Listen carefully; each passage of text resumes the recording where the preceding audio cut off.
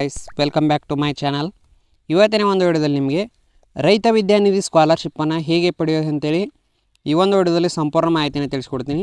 ರೈತ ವಿದ್ಯಾನಿಧಿ ಸ್ಕಾಲರ್ಶಿಪ್ ಏನಾದರೂ ಬರಬೇಕಾದ್ರೆ ನಿಮಗೆ ಮೊದಲಿಗೆ ಪ್ರೂಟ್ ಐ ಡಿ ಅಂತೇಳಿ ಕ್ರಿಯೇಟ್ ಮಾಡ್ಕೋಬೇಕು. ಈ ಒಂದು ರೈತ ವಿದ್ಯಾನಿಧಿ ಸ್ಕಾಲರ್ಶಿಪ್ಪನ್ನು ಫಲ ಇಲ್ಲದೇ ಇದ್ದರೂ ಕೂಡ ಪಡ್ಕೊಳ್ಳೋದು ಹೇಗಂತ ಈ ಒಂದು ವಿಡಿಯೋದಲ್ಲಿ ಸಂಪೂರ್ಣ ಮಾಹಿತಿನ ತಿಳಿಸ್ಕೊಡ್ತೀನಿ.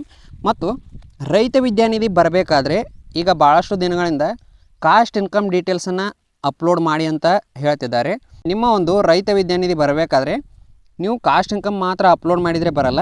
ಸೊ ಈ ಒಂದು ಪ್ರೂಟ್ ಐ ಡಿಯನ್ನು ಕ್ರಿಯೇಟ್ ಮಾಡಿಕೊಂಡು ಆನಂತರ ನೀವು SSB ಪೋರ್ಟಲ್ನಲ್ಲಿ ಹೋಗಿ ನಿಮ್ಮ ಒಂದು ಕಾಸ್ಟ್ ಇನ್ಕಮ್ ಡೀಟೇಲ್ಸನ್ನು ಆ್ಯಡ್ ಮಾಡಬೇಕಾಗತ್ತೆ.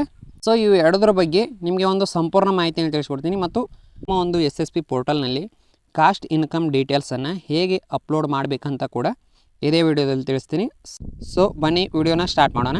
ಸೊ ಮೊದಲೇದಾಗಿ ನೀವು ನಿಮ್ಮ ಒಂದು ಗೂಗಲ್ನಲ್ಲಿ ಪ್ರೂಟ್ ಐ ಡಿ ಅಂತೇಳಿ ಸರ್ಚ್ ಮಾಡ್ಕೋಬೇಕು.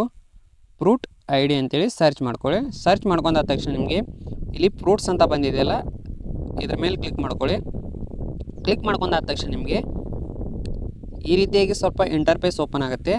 ಸೊ ಇದು ಪ್ರೂಟ್ ಐ ಡಿ ಯಾರ್ಯಾರಿಗೆ ಅಪ್ಲೈ ಆಗುತ್ತೆ ಅಂದರೆ, ಸೊ ನಿಮ್ದು ಏನಾದರೂ PM ಕಿಸಾನ್ ಅಂದರೆ ನಿಮ್ಮ ತಂದೆಯವರಿಗೆ PM ಕಿಸಾನಿಂದ ಪ್ರತಿ ವರ್ಷ ಅಮೌಂಟ್ ಬರ್ತಿದ್ರೆ ಸೊ ಅಂಥವ್ರದ್ದು ಮೊದಲೇ ಪ್ರೂಟ್ ಐ ಡಿ ಕ್ರಿಯೇಟ್ ಆಗಿರುತ್ತೆ. ಸೊ ಇಲ್ಲಿ ನೀವು ನೋಡ್ಕೋಬೋದು ಪ್ರೂಟ್ ಐ ಡಿ ಮೊದಲೇ ಕ್ರಿಯೇಟ್ ಆಗಿರುತ್ತೆ. ಸೊ ನೀವೇನು ಕ್ರಿಯೇಟ್ ಮಾಡೋ ಅವಶ್ಯಕತೆ ಇಲ್ಲ. ಅಥವಾ ನಿಮ್ದು ಏನಾದರೂ ಹೊಲ ಇಲ್ಲ, PM ಕಿಸಾನು ಬರ್ತಾ ಇಲ್ಲ ಅಂದರೆ ಸೊ ನೀವು ನಾರ್ಮಲಾಗಿ ಇಲ್ಲಿ ರಿಜಿಸ್ಟ್ರೇಷನ್ ಅನ್ನೋ ಆಪ್ಷನಲ್ಲಿ ಹೋಗಿ ಆನ್ಲೈನ್ ರಿಜಿಸ್ಟ್ರೇಷನ್ ಅಂತ ಕೊಟ್ಟರೆ ನಿಮಗೆ ಈ ರೀತಿಯಾಗಿ ಇಂಟರ್ಫೇಸ್ ಬರುತ್ತೆ. ನಿಮ್ಮ ತಂದೆ ಅಥವಾ ತಾಯಿ ಹೆಸರಿನಲ್ಲಿ ನೀವು ಒಂದು ಪ್ರೂಟ್ ಐ ಡಿಯನ್ನು ಕ್ರಿಯೇಟ್ ಮಾಡ್ಕೋಬೇಕಾಗತ್ತೆ. ಸೊ ಇಲ್ಲಿ ನೀವು ನೋಡ್ಕೋಬೋದು ಪ್ರೂಟ್ ಐ ಡಿ ಜನ್ರೇಟ್ ಆಗಿದೆ. ಸೊ ನಿಮ್ಮದು ಕೂಡ ಇಲ್ಲಿ ರಿಜಿಸ್ಟ್ರೇಷನ್ ಅನ್ನೋ ಆಪ್ಷನ್ ಮೇಲೆ ಕ್ಲಿಕ್ ಮಾಡ್ಕೊಂಡಾದ ತಕ್ಷಣ ನಿಮಗೆ ಈ ರೀತಿಯಾಗಿ ಬರುತ್ತೆ. ಸೊ ನಿಮ್ಮದೇನು ಪ್ರೂಟ್ ಐ ಡಿ ಇದ್ದರೆ ಡೈರೆಕ್ಟಾಗಿ ಇದೇ ರೀತಿ ತೋರಿಸುತ್ತೆ, ಇಲ್ಲ ಅಂದರೆ ತೋರಿಸಲ್ಲ.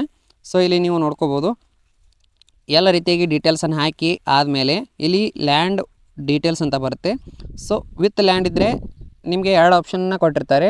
ಏನಾದರೂ ನಿಮ್ದು ಪ್ರೂಟ್ ಐ ಡಿ ಇರಲಿಲ್ಲ ಅಂದರೆ ವಿತ್ ಲ್ಯಾಂಡ್ ಅಂದರೆ ನಿಮ್ಮದು ಹೊಲ ಇದ್ದು ನೀವು ಪ್ರೂಟ್ ಐ ಡಿಗೆ ಅಪ್ಲೈ ಮಾಡ್ತಿದ್ರೆ ವಿತ್ ಲ್ಯಾಂಡ್ ಅಂತ ಕೊಡಬೇಕು. ಹೊಲ ಇಲ್ಲದೆ ಇರೋರು ಪ್ರೂಟ್ ಐ ಡಿಗೆ ಅಪ್ಲೈ ಮಾಡ್ತಿದ್ರೆ ವಿತೌಟ್ ಲ್ಯಾಂಡ್ ಅಂತ ಕೊಟ್ಟು ನೀವು ನಿಮ್ಮ ಒಂದು ಪ್ರೂಟ್ ಐ ಡಿಯನ್ನು ಪಡ್ಕೋಬೋದು. ಪ್ರೂಟ್ ಐ ಡಿಯನ್ನು ಪಡ್ಕೊಂಡಾದಮೇಲೆ ನೀವೇನು ಮಾಡಬೇಕಪ್ಪ ಅಂದರೆ SSB ಪೋರ್ಟಲ್ನಲ್ಲಿ ಹೋಗಿ ನೀವು ನಿಮ್ಮ ಒಂದು ಕಾಸ್ಟ್ ಇನ್ಕಮ್ ಡೀಟೇಲ್ಸನ್ನು ಆ್ಯಡ್ ಮಾಡಬೇಕು.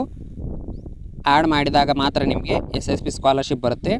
ನೀವು SSB ಪೋರ್ಟಲ್ನಲ್ಲಿ ಬಂದು ಕಾಸ್ಟ್ ಇನ್ಕಮ್ ಡೀಟೇಲ್ಸ್ ಆ್ಯಡ್ ಮಾಡಿದರೆ ಸ್ಕಾಲರ್ಶಿಪ್ ಬರಲ್ಲ. ಮೊದಲಿಗೆ ಪ್ರೂಟ್ ಐ ಡಿ ಕ್ರಿಯೇಟ್ ಮಾಡ್ಕೋಬೇಕು.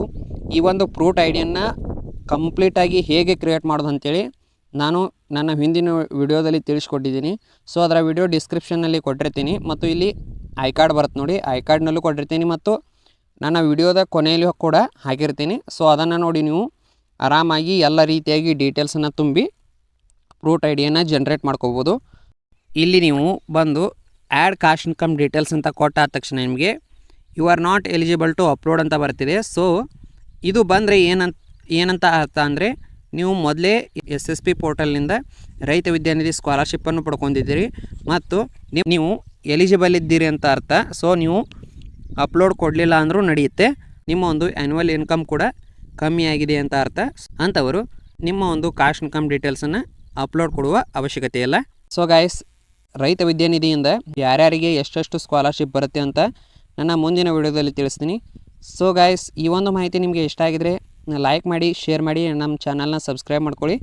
Thank you guys.